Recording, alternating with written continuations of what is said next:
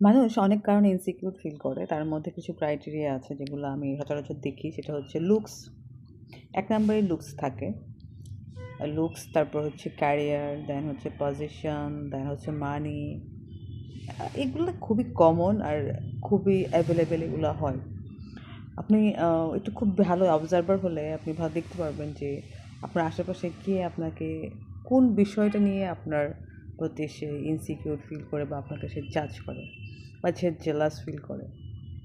একটু ভালো অবজার্ভার হলে আপনি নিজে বুঝতে পারবেন।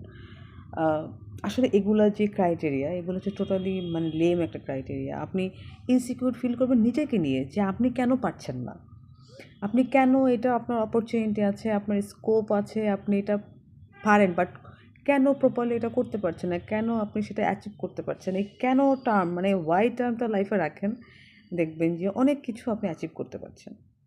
আপনি নিজেকে গ্রো করতে পারবেন, নিজের স্কিল গ্রো করেন, নিজেকে ডেভেলপ করেন, দেখবেন যে অটোমেটিক্যালি আপনার অনেক কিছু আপনি পারতেছেন, মানে অ্যাচিভ করতে পারছেন। সো তখন আর আপনার ইনসিকিউর ফিল হবে না।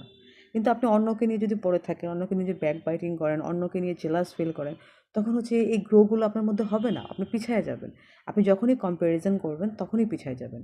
কম্প্যারিজন রাখবেন না লাইফে। যখন কম্প্যারিজন থাকবে না, তখন দেখবেন অনেক কিছু আপনার ইজিলি হয়ে যাচ্ছে। সো নিজের উপরে বিশ্বাস করেন, নিজের উপর ট্রাস্ট রাখেন যে হ্যাঁ, এটা আপনি করতে পারেন, আপনি পারবেন। সো দেখবেন ইনসিকিউরিটি এমনিতেই গায়েব। ইনসিকিউরিটি আপনার লাইফে আসবেই না। ইনসিকিউরিটির টার্মটা রাখবেন না লাইফে।